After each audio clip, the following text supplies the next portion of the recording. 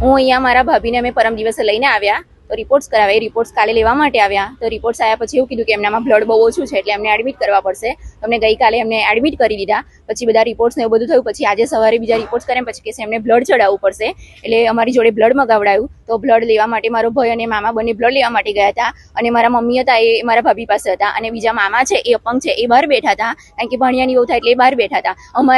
મારો ભાઈ બ્લડ લેવા માટે ગયો તો ત્યાં સુધી પેશન્ટની જોડે જે મારા મમ્મી હતા એ જમવાનું પેશન્ટનું આવ્યું એ દર્દીનું જમવાનું લેવા માટે ગયા. ત્યાં સુધી અંદર વોર્ડની અંદર એક સિસ્ટર આવ્યા, નર્સ આવ્યા અને એમને આડેધડ કઈ પેશન્ટને કશું નામ પૂછ્યું નહીં, કશું જ નહીં. ડાયરેક્ટ બીજા વ્યક્તિનું જોડે જે પેશન્ટ દર્દી દાખલ હતું એ વ્યક્તિનું બ્લડ લઈને એમને મારા ભાભીને બ્લડ ચડાવી દીધું એમને. એ પછી એમની હાલત થોડી 5 જ મિનિટમાં એમની કન્ડિશન બહુ જ ખરાબ થવા લાગી. એકદમ બીપી હાઈ થઈ ગયું, ચક્કર આવવા માંડ્યા, ગભરામણ બહુ થવા લાગી, શરીર ધ્રુજવા માંડ્યું. એટલે એ લોકો અચાનક જ તાત્કાલિક એમને આઈસીયુમાં એમને શિફ્ટ કરી લીધા.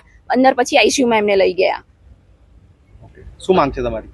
બસ અમારી એ જ માંગ છે કે જે સિસ્ટર જે નર્સની ભૂલના લીધે જે કન્ડિશન મારા ભાભીની હાલત ખરાબ થઈને બસ એ નર્સને એની ખિલાફ જે સરકારી કાર્યવાહી જે થવી જોઈએ, જે પગલાં લેવા જોઈએ એ લેવા જોઈએ. આજે મારી ભાભી પાસે થયું એની ભૂલના લીધે કંઈ બી થઈ શકે છે. મારી ભાભીને અત્યારે હાલત નોર્મલ છે પણ એ કંઈ બી થઈ શકે છે. આ હું ચાહું છું કે કઈ બીજી વ્યક્તિ સાથે ના થાય જે એની ભૂલનું પરિણામ આપણે ના ભોગવવું પડે.